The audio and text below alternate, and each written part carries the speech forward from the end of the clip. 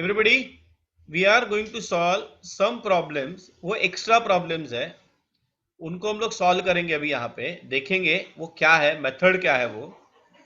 ये वीडियो में तुम लोग को वापस दूंगा, उसको गो थ्रू कर लेना and try to solve problems from textbook. मतलब सॉल्व करना ही, ये तुम लोग का होमवर्क है. ठीक है. वो सॉल्व करने के बाद मैं ऐसे ही एक वीडियो ग्रुप पे डाल दूंगा, उसमें तुम लोग को वो जितने भी प्रॉब्लम्स टेक्स्ट बुक में है उसके आंसर्स रहेंगे. बट जब तक वो प्रॉब्लम्स तुम लोग सॉल्व नहीं करते, उसके बाद मतलब सबके आंसर्स आने चाहिए, सबका होमवर्क आना चाहिए ग्रुप पे, उसके बाद ही मैं वो ग्रुप पे डालूंगा सोल्यूशन उसका. अंडरस्टैंड? समझ में आ रहा है? हाँ, तो अभी ये जो प्रॉब्लम्स है वो एडिशनल प्रॉब्लम्स है and they are similar problems which are there in text book. हाँ, may be you will find some problems common also, same also. Okay, so all of you, everybody good afternoon. Hello everybody, सब लोग हैं, जाग रहे हैं ना सब लोग? हाँ सर। हाँ, गुड.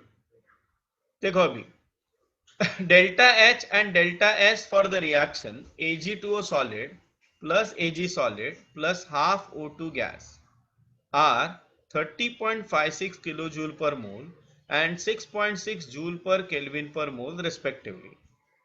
Okay, तो ये value, this value is for delta H and this value is for delta S. Calculate the temperature at which the free energy change for the reaction will be 0. What will be the direction of reaction at this temperature and at temperature below this temperature and why? Okay, तो ये एक problem है. So second part थोड़ा complicated है, first part is very simple. That means free energy change 0 है. देखो अभी कैसे किया है, देखो. According to the Gibbs equation, Gibbs Helmholtz और गिब्स इक्वेशन, ये डेफिनेशन है फ्री एनर्जी चेंज का. क्या है? Delta G is equal to delta H minus T delta S. Now what they are saying, delta G is equal to what? 0. तो इसका मतलब मैं क्या लिखूंगा? डेल्टा मतलब टेम्परेचर में अभी निकालूंगा. Delta temperature is equal to what? Delta H upon delta S. I think you understand ये कैसे आ गया वो. नाउ डेल्टा एच का वैल्यू दिया है 30.56 किलो जूल और डेल्टा एस का वैल्यू दिया है 6.6 जूल्स. नाउ ये बहुत बार लोग गलती करते हैं कि डायरेक्टली ये नंबर यहां पे रख देते हैं, बट याद रखना हम लोगों को यूनिट्स भी देखने हैं. सो ये किलो जूल को मुझे कन्वर्ट करना पड़ेगा जूल में. सो 30.56 किलो जूल का हो जाता है 30,560 जूल्स. अभी ये वैल्यू अगर मैंने डाल दिया तो ये टेम्परेचर कितना आया? 4630 केल्विन. मतलब delta G is equal to 0 कौन से टेम्परेचर पे रहेगा? 4630 केल्विन पे. Now at 4630 Kelvin, the reaction will be at equilibrium because delta G is 0. Recall theory. तीन कंडीशंस हम लोगों ने देखे थे. For a spontaneous process delta G should be less than 0. For non spontaneous process delta G should be greater than 0. And for equilibrium delta G is equal to what? 0. Below this temperature, delta G will be positive because both delta H and T delta S are positive. And delta H is greater than T delta S. बराबर ना? Therefore, the reaction will not be spontaneous below this temperature. Okay? मतलब इस temperature के नीचे देखो ना, delta H क्या है? पॉजिटिव है. और डेल्टा एच भी क्या है? पॉजिटिव है. अभी देखो, अगर मैंने ये कैलकुलेट किया डेल्टा एच, अभी ये टेम्परेचर का वैल्यू भी इधर मैंने डाल दिया. डेल्टा एच पॉजिटिव है, कितना हो जाएगा? 30,560 हो जाएगा. और अगर ये टेम्परेचर का वैल्यू इसमें डाल दिया मैंने, तो जो आंसर आएगा वो आंसर डालने के बाद डेल्टा जी क्या होना चाहिए? 0 आ रहा है. बराबर ना? तो अगर मैंने ये टेम्परेचर कम कर दिया तो डेल्टा जी का वैल्यू भी क्या मतलब ये टी डेल्टा एस का वैल्यू क्या होना चाहिए, टी डेल्टा एस का वैल्यू अगर डेल्टा एच से कम आ गया तो डेल्टा जी क्या हो जाएगा, पॉजिटिव। ये तुम लोग कर सकते हो इसमें, अगर तुम लोग इसमें डालोगे ये वैल्यू, मतलब 4630 है ना, इसको कर देना 4620 below this temperature, and find out whether you are getting delta G negative or positive.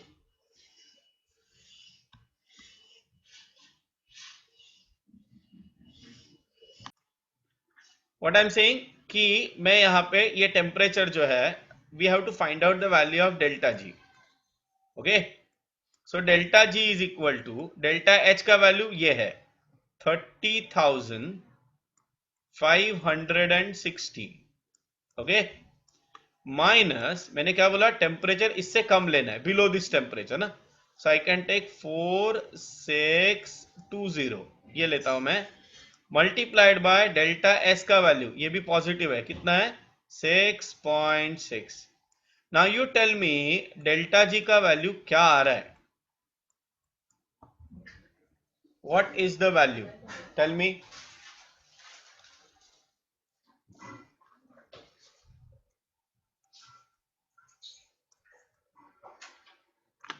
ये 6.6 है.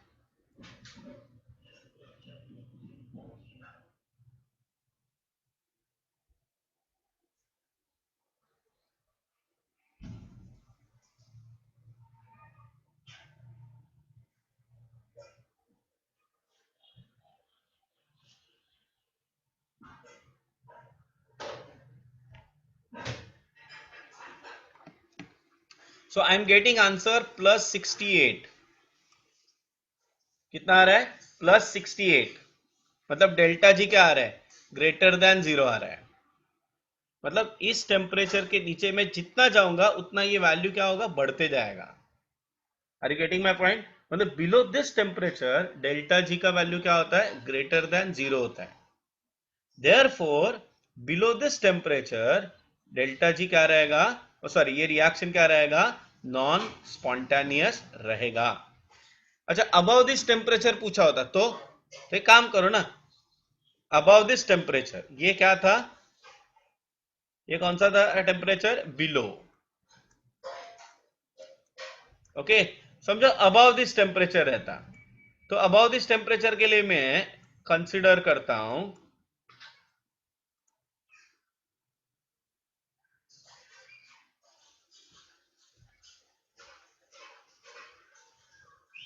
हाँ let me check, I will check it.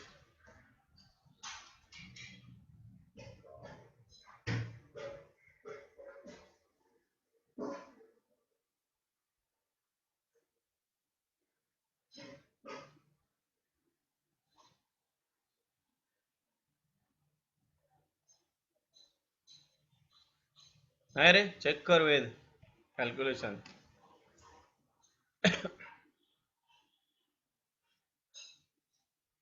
Calculation check कर, एवढंच येतं answer. Now if I take above this temperature, अभी ये इस problem का पार्ट है नहीं बट फिर भी बता रहा हूं मैं, तो मैं लेता हूं इसको 4640, तो क्या होगा 4640 बोलो, delta G is equal to delta H उतना ही रहेगा, क्या है 36560, correct, minus above this temperature, so I'll take 4640, right, multiplied by 6.6. now इसको सॉल्व करो and see what is the answer.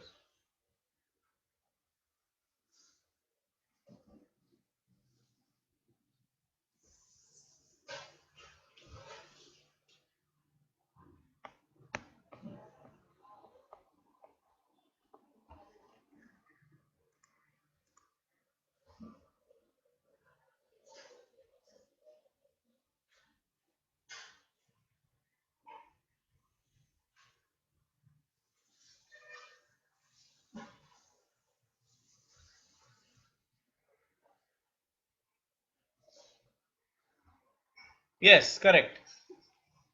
Here we are getting -64. That means it is less than 0.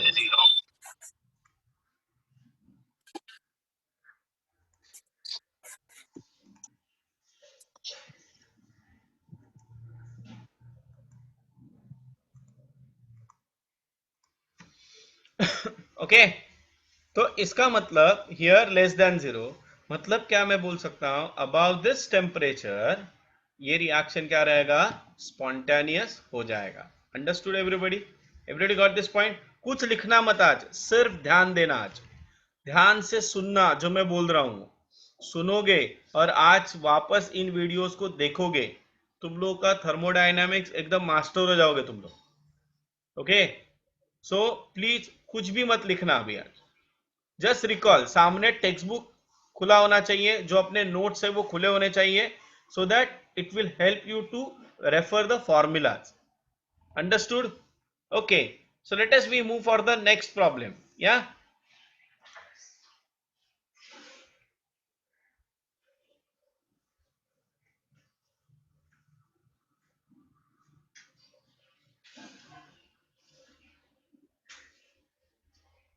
अभी ये देखो एक प्रॉब्लम है.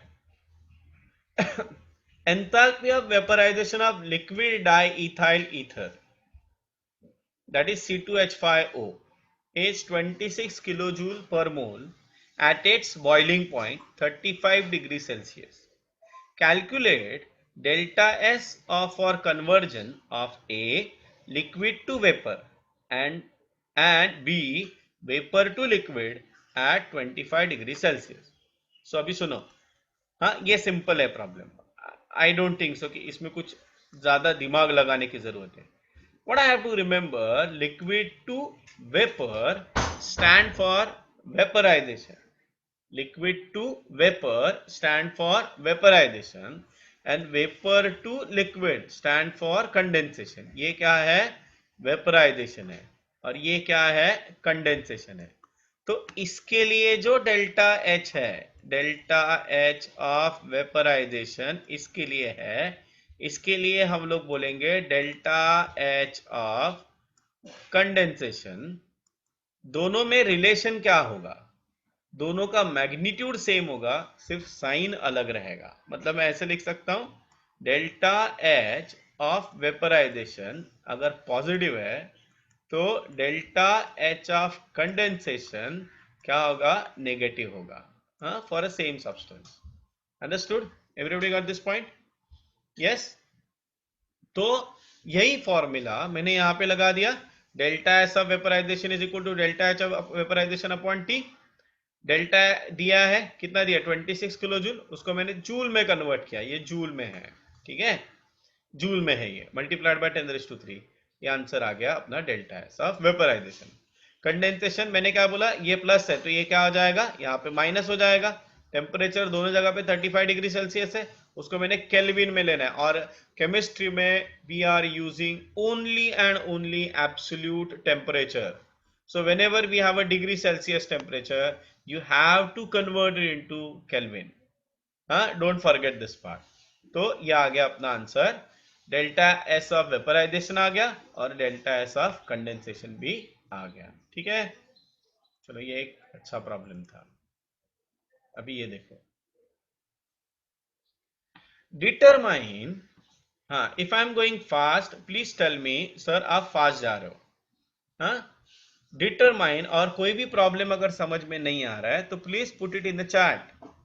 Determine whether the reactions with the following delta H and delta S values are spontaneous or non-spontaneous. State whether the reactions are exothermic or endothermic. Okay.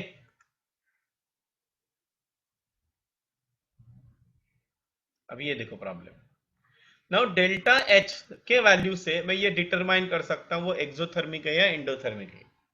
Now, if you observe over here, delta H is minus 110 kilojoule. Okay. So when I say minus 110, that stand for it is a exothermic reaction. तो एक marks हो गया अपना.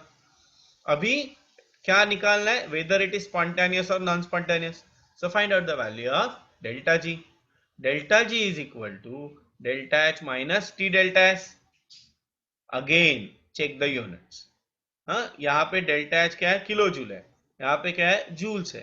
तो either आप kilo joule को joule में convert करो या जूल को किलो जूल में कन्वर्ट करो. Is one and same thing. Substitute the value. देखो क्या आया, minus 126 kilo joule. Because delta G is negative, the reaction is spontaneous. और नीचे लिखा है देखो, the negative value of delta H indicates that the reaction is exothermic. Understood. अभी ये प्रॉब्लम देखो. Kp for the reaction MgCO3 gives you MgO solid plus carbon dioxide gas is 9 into 10 raised to minus 10. ये क्या दिया है, Kp का value दिया है. ये क्या है, ये वैल्यू जो है ना, this stand for what, Kp. Now try to understand. Kp for the reaction is, समझ में आया. तो ये रिएक्शन के लिए ये है Kp. Calculate delta G naught for the reaction at 25 degrees Celsius. Recall the relation between delta G naught and Kp. So, delta G naught is equal to what? Minus 2.303 RT log Kp. Delta G naught is equal to what? Minus 2.303 RT log Kp. अभी ये जो Kp का value है मैं इसमें डाल देता हूं. अभी ये कैसे आया ये समझाता हूं. समझे, आस्क मी सर ये कैसे आया, कैसे आता है ये.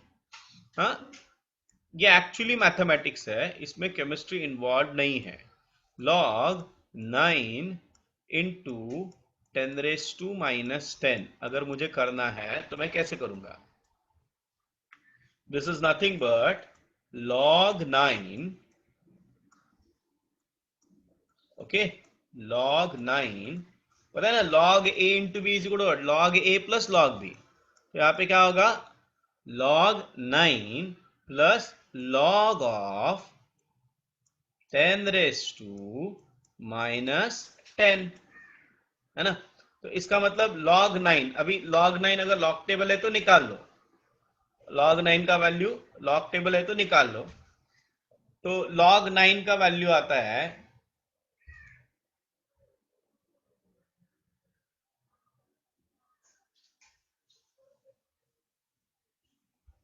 0.9542.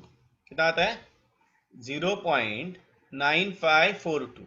So I'm writing here this value 0.9542. बराबर. अभी ये देखो, log 10 रेस टू माइनस 10 मतलब minus log 10 and log 10 is equal to what, 1. तो ये हो जाएगा माइनस 10. क्योंकि यहां पे मुझे एंटीलॉग यहां पे नहीं निकालना है तो मैं करूंगा माइनस 10.000 और 0 प्लस 0.9542, है ना. अभी इसको सॉल्व करो तो ये हो जाएगा 8, यहाँ पे ये आ जाएगा 5, ये आ जाएगा 4, ये आ जाएगा 0 और ये हो जाएगा माइनस 9. ये वैल्यू इधर सब्स्टिट्यूट करना, इधर. तो माइनस माइनस क्या हो जाता है, प्लस हो जाता है. जब तुम लोग ये पूरा सॉल्व करोगे तो ये आंसर आ जाएगा. Everybody got this point. ये कैसे आया वो समझ में आया सबको. हाँ, ये वाला कैलकुलेशन समझ में आना चाहिए क्योंकि ये लॉग पूरे इसका है तो वो इसको ऐसे सॉल्व करते हैं. अंडरस्टूड. यस. हाँ, स्पेशली फॉर नीट पीपल. ये नीट क्या, अभी जेई मेंस में भी वही हाल है अपना, है ना. तो ये समझ में आया सबको. हाँ, बहुत सारे लोग ये कंफ्यूज हो जाते हैं इसमें, ये कैसे करना है. ठीक है, चलो अभी हम लोग आगे. यहां पे किसी को डाउट है तो पूछो.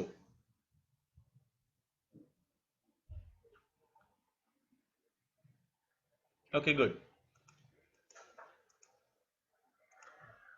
अभी नेक्स्ट प्रॉब्लम देखो.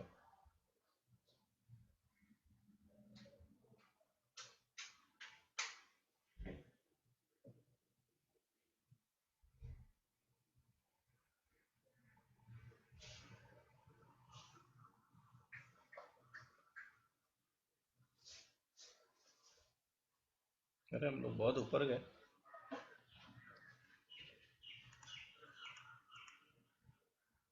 ये किया हम लोगों ने अभी। ओके, अभी ये देखो, ये किया अभी ना। Yes,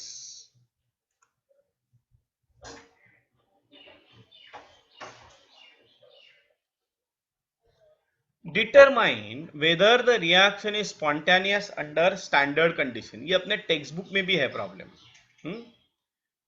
2H2O liquid plus O2 gas gives you 2H2O2 liquid.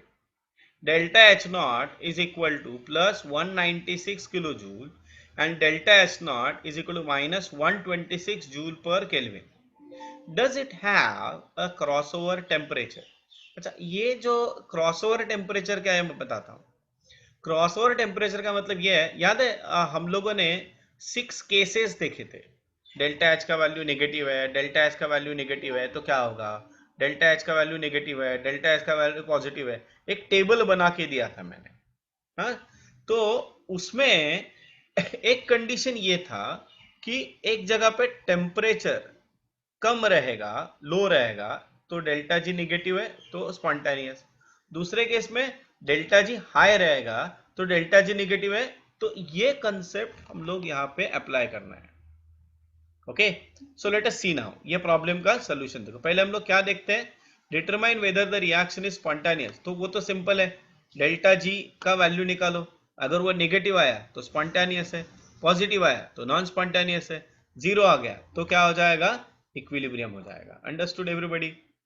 Anybody having any doubt? चलो करते हैं। ये देखो, ये आ गया delta G not is equal to what, delta H not minus T delta H not. देखो डेल्टा एच का वैल्यू क्या है, किलो जूल है। प्लीज अगेन यूनिट्स पे ध्यान देना, मैं बार बार बोल रहा हूं यूनिट्स पे ध्यान देना। 196 किलो जूल है, माइनस टेम्परेचर कितना है, स्टैंडर्ड कंडीशंस। अगर कुछ नहीं दिया तो हम लोग स्टैंडर्ड कंडीशंस, तो स्टैंडर्ड कंडीशन मतलब 298 केल्विन। डेल्टा एस नॉट का वैल्यू कितना है, माइनस 126 जूल है, तो इसका मतलब माइनस 0.126 किलो जूल हो गया। इसको सॉल्व करो, देखो डेल्टा जी का वैल्यू क्या आया, पॉजिटिव आया। सो डेल्टा जी नॉट भी क्या होगा, ग्रेटर देन जीरो है। सो ये रिएक्शन क्या होगा, नॉन स्पॉन्टेनियस होगा। ना इंटरेस्टिंगली अगर तुम लोग ध्यान से देखोगे तो यहाँ पे डेल्टा एच नॉट का वैल्यू पॉजिटिव है और डेल्टा एस नॉट का वैल्यू नेगेटिव है। इसका मतलब डेल्टा जी नॉट कभी नेगेटिव आएगा ही नहीं। Therefore, it does not have a crossover temperature. ये वो एक केस था, एक लास्ट केस था हम लोगों ने देखा था। अगर डेल्टा एच नॉट पॉजिटिव है और डेल्टा एस नॉट निगेटिव है तो डेल्टा जी नॉट हमेशा क्या आएगा, पॉजिटिव आएगा। राइट, सो क्योंकि ये पॉजिटिव आएगा तो इसका मतलब यहाँ पे क्रॉसओवर टेम्परेचर कभी भी नहीं रहेगा। Understood everybody?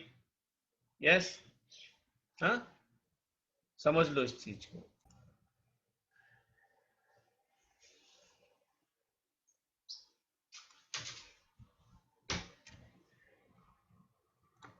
ओके, सो डेल्टा एच डैश निगेटिव होगा। तो पहले मैंने डेल्टा एच नॉट निकाला, सिस्टम के लिए रहेगा ये, किसके लिए रहेगा, सिस्टम के लिए। सो डेल्टा जी नॉट दिया है। ओके, देन टेम्परेचर लिया है, delta S not kilo joule, joule ये किलो जूल है, ये जूल में दिया है, इसको किलो जूल में मैंने कन्वर्ट किया, वैल्यू सब्स्टिट्यूट किया, डेल्टा एच नॉट का वैल्यू आया, कितना आया, 2816.42 kilo joule. So delta S of surrounding क्या होगा, डेल्टा एच ऑफ सराउंडिंग, ये इसका निगेटिव रहेगा ना, माइनस, राइट। ओके, तो यहाँ पे कुछ तो गड़बड़ हो गया है, इट शुड बी माइनस, ये माइनस होना चाहिए, ये प्लस आया ना, तो ये माइनस होगा, तो इसलिए ये भी आंसर क्या होना चाहिए, माइनस होना चाहिए, माइनस 9.45 किलो जूल पर केल्विन। ठीक है, हाँ ये माइनस साइन आएगा, माइनस साइन याद रखना इस चीज को। ठीक है, हाँ, ये एक अच्छा प्रॉब्लम था, ये भी मतलब हम लोग कर सकते हैं, ऐसे ऐसे प्रॉब्लम्स है टेक्स्ट बुक में भी। ठीक है, okay, so let us go for the next problem now. I think ये प्रॉब्लम हम लोगों ने किया था क्या लास्ट टाइम, चलो वापस एक बार करते हैं। The oxidation of iron occurs as 4Fe plus 3O2 gives you 2Fe2O3. The enthalpy of formation of Fe2O3 is minus 824.2 kilojoule per mole, and entropy change for the reaction is minus 549 joule per Kelvin per mole at 298 Kelvin. In spite of negative entropy change for this reaction, why is reaction is spontaneous at 298 Kelvin? ऐसा ही एक similar problem हम लोगों ने text book में देखा था, that is for H2O.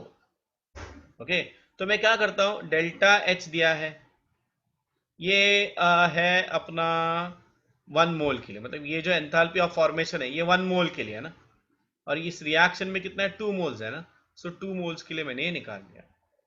Now to calculate delta S of surrounding, we have to consider the heat absorbed by the surrounding, which is equal to minus delta H naught. Just now I told you. So minus, ये minus minus plus हो जाएगा, मतलब ये minus delta H system है तो ये minus है तो ये प्लस हो जाएगा, this become plus.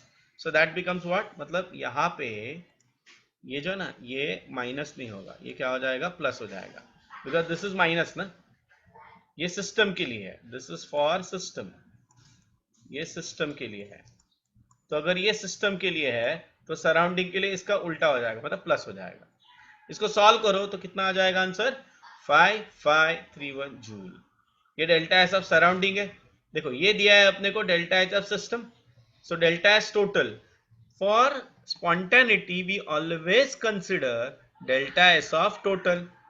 So for spontaneous process, delta S total should be greater than 0. For a non-spontaneous process,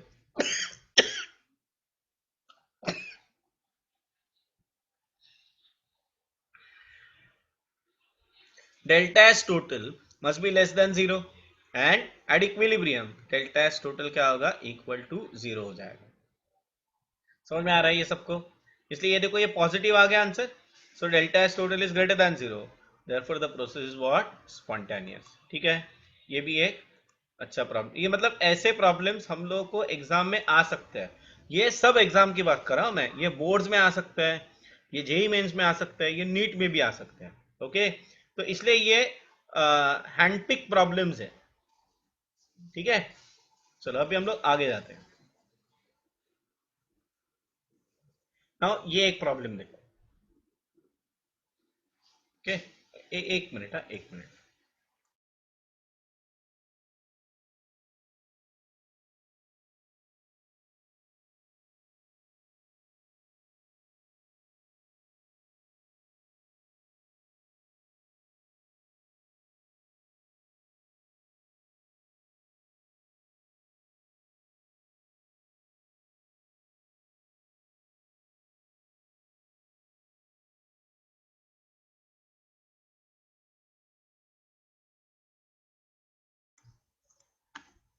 okay, सो ये एक नया प्रॉब्लम है. देखो, consider the reaction for the consider the reaction for the dissolution of ammonium nitrate. NH4NO3 solid when we dissolve in water gives you what, NH4 aqueous plus NO3 minus. Delta H is equal to plus 28.1 kilojoule per mole, and delta S is equal to 108.7 joule per Kelvin per mole. Calculate the change in entropy of surrounding and predict whether the reaction is spontaneous or not at 25 degrees Celsius. अभी जो किया ना वही है problem. अभी ये delta H of system दिया है ना, तो इससे मैं डेल्टा जी निकाल सकता हूं. एक तरीका वो है, उससे मैं ये बता सकता हूं कि वो रिएक्शन स्पॉन्टेनियस है कि नहीं है. दूसरा तरीका ये है, ये जो है ना डेल्टा एच ऑफ सिस्टम के लिए है ना, तो डेल्टा एच ऑफ सराउंडिंग क्या होगा, माइनस 28.1 किलो जूल पर मोल. उससे मैं डेल्टा एस ऑफ सराउंडिंग निकालूंगा. डेल्टा एस ऑफ सराउंडिंग क्या हो जाएगा, 10 माइनस करूंगा मैं, बराबर है. और उसके बाद डेल्टा एस टोटल निकालूंगा. अगर delta S total greater than 0 आया तो reaction spontaneous. Delta S total entropy change less than 0 आया तो नॉन स्पॉन्टेनियस. डेल्टा जी के केस में वो उल्टा है, ये याद रखना. हाँ, थोड़ा थेरी रिवाइज कर देना, तुम लोग को आ जाएगा ये. ये देखो ये प्रॉब्लम है. हाँ, so we are getting this one.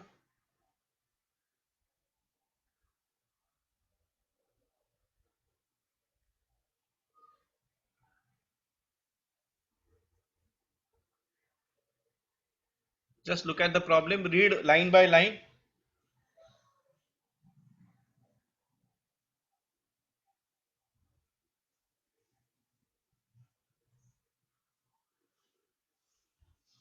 Delta S of system से मैंने system delta H of system से मैंने डेल्टा एस ऑफ सराउंडिंग निकाला, बराबर। ये +28 है, इधर देखो माइनस हो गया, है ना। डेल्टा एस ऑफ सिस्टम दिया हुआ है, कितना दिया, 108.7 जूल पर केल्विन।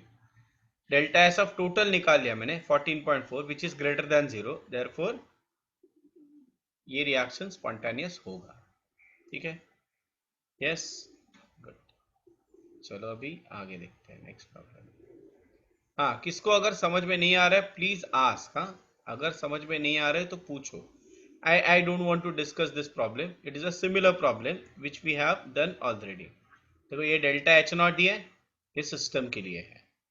तो डेल्टा एच ऑफ सराउंडिंग कैसे होगा, +286 डिवाइडेड बाय टेम्परेचर, तो डेल्टा एच ऑफ सराउंडिंग आ जाएगा। ठीक है, अभी यहाँ पे कुछ भी निकालना है, सिर्फ calculate the entropy change in the surrounding, इतना ही पूछा है। ये प्रॉब्लम शायद हम लोगों ने किया था, that is for the Hess law. Hess law में कैसे करते हैं हम लोग, हाँ, follow the steps, just steps को फॉलो करो। इसका मैं एक शॉर्टकट तुम लोग को भी बता देता हूं। Find out the heat of formation of ethyl alcohol from the following data.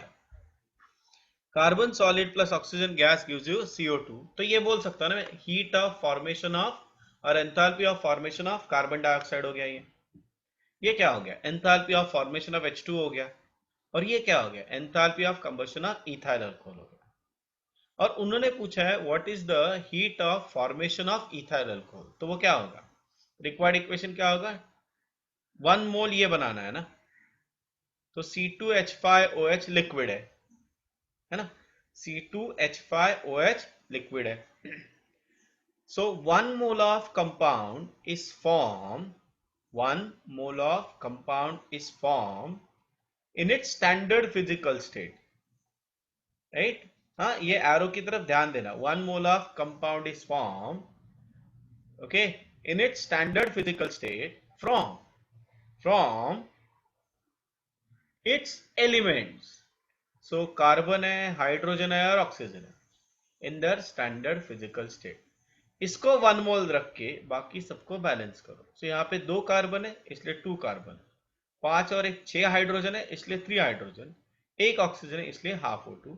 I need to calculate delta H for this reaction. मुझे क्या निकालना है, डेल्टा एच इस रिएक्शन के लिए। ये मेरा फॉर्मूला है, एंथैल्पी ऑफ सॉरी, ये मेरा रिक्वायर्ड इक्वेशन है, enthalpy of formation of ethyl alcohol.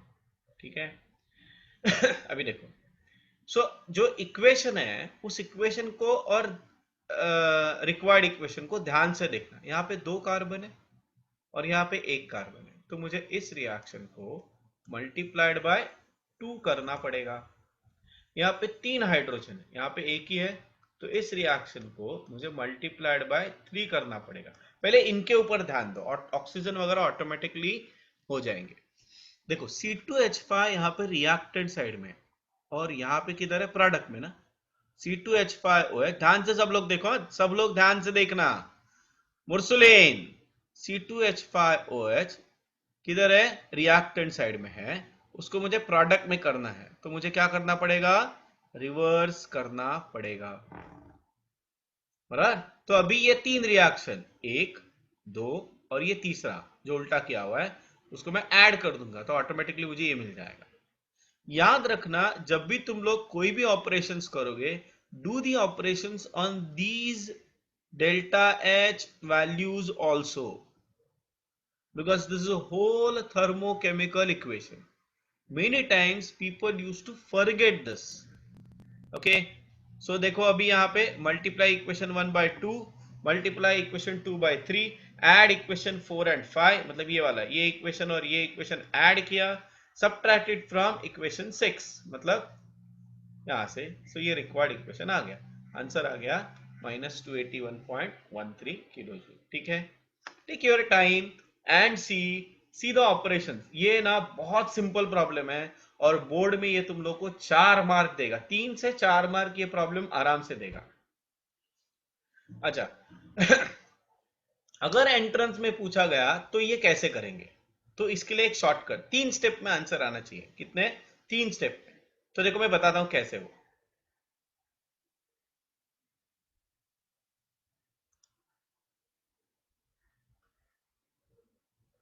Okay देखो अभी यही प्रॉब्लम मैं 3 स्टेप में सॉल्व करूं, उसके लिए ना ये रिएक्शन मैं कंसिडर करूंगा, तीसरा वाला reaction. what do you mean by enthalpy of reaction? Enthalpy of reaction is equal to summation of enthalpy of formation of product minus summation of enthalpies of formation of reactant। ये हम लोगों ने formula discuss किया था, recall the theory. Delta H of reaction, अगर enthalpy of formation दिया है तो क्या होता है? summation of enthalpies of formation of product minus enthalpies of formation of reactants। समझ में आ रहा है? तो अभी मैं एंथैल्पी ऑफ फॉर्मेशन ऑफ मतलब ये प्रोडक्ट लूंगा ना मैं, तो क्या है प्रोडक्ट में? कार्बन डाइऑक्साइड है, सो 2 into enthalpy of formation of carbon dioxide. Okay इसको मैं यहाँ पे ब्रैकेट में डाल देता हूं, plus 3 into enthalpy of formation of H2O। ये 3 क्यों किया? Because it is a stoichiometric coefficient ना। अंडरस्टूड? यस। नाउ माइनस, अभी क्या होगा? रिएक्टेंट के साइड में जाएंगे, क्या है? Enthalpy of formation of ethyl alcohol, what is that? C2H5OH। Okay plus 3 into enthalpy of formation of O2। देखो अभी सबके वैल्यूज दिए गए हैं, सबके वैल्यू मुझे ये निकालना है। I need to find out this I have to calculate. तो एंथैल्पी ऑफ रिएक्शन दिया है ना, ये देखो दिया है ना। तो मैं अभी क्या लिखूंगा? मैं -1366.91 correct is equal to 2 into enthalpy of formation of carbon dioxide, ये देखो दिया है, क्या है? -395.38 correct, plus enthalpy of formation of water क्या है? 3 इंटू -285.76। ओके तो ये हो गया अपना प्रोडक्ट का कैलकुलेशन, माइनस ये मुझे कैलकुलेट करना है, राइट? और enthalpy of formation for the elements is considered to be what? 0। तो ये क्या होगा? -3 इंटू 0। Is that clear? अभी इसको सॉल्व करो ना, आंसर आ जाएगा। Yes, everybody got this point? हाँ कैसे करना ये देखो ना, एक ये अपना पहला स्टेप है, this is your first step. हाँ समझ में आई ये कैसे किया मैंने? ये हो गया अपना फर्स्ट स्टेप, ये हो गया अपना सेकंड स्टेप। मैंने क्या बोला? थर्ड स्टेप में आंसर आना चाहिए। Understood? Very simple problem, but उसको प्रॉपरली ऑर्गेनाइज करने आना चाहिए। ठीक है? यस इसको बाद में सॉल्व कर देना। ये वीडियो सबको देखना है, बार बार मैं बोल रहा हूं, you have to refer this video and you have to solve problems accordingly. तुम लोग को ये वीडियोस देखने हैं और प्रॉब्लम सॉल्व करने हैं। अंडरस्टैंड? चलो let us go for the next problem.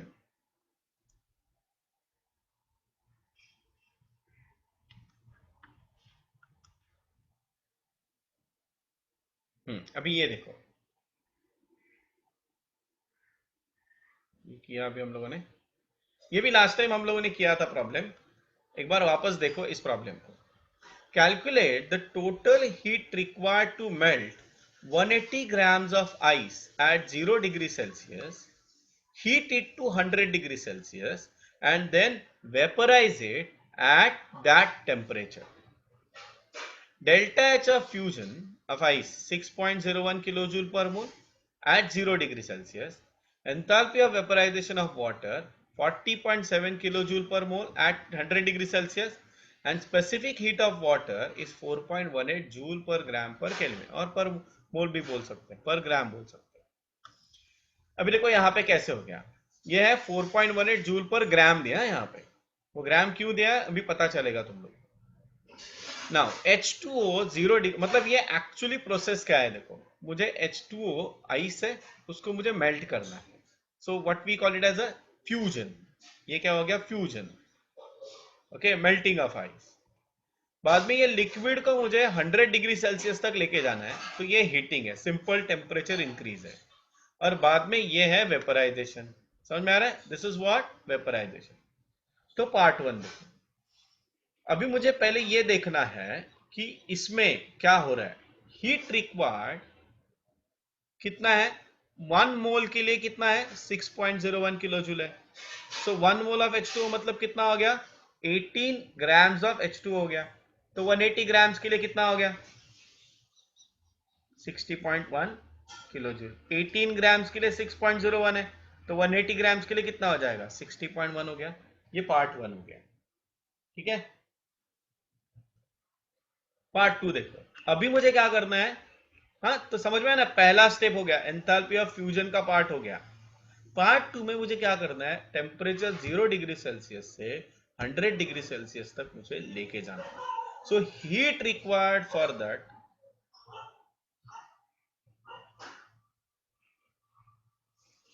heat required for that is equal to mass into specific heat into delta T.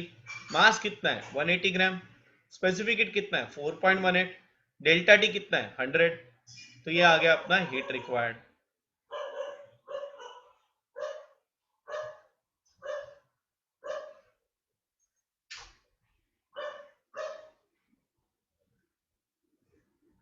अभी मुझे क्या करना है, इसको वेपराइज करना है ना, तो लिक्विड से गैस में कन्वर्ट करेंगे हम लोग. तो सेम कंसेप्ट, 40.7 किलो जूल पर मोल है, मतलब 18 ग्राम के लिए 18 ग्राम्स के लिए इतना हो गया. तो 180 ग्राम्स के लिए कितना हो जाएगा, 407.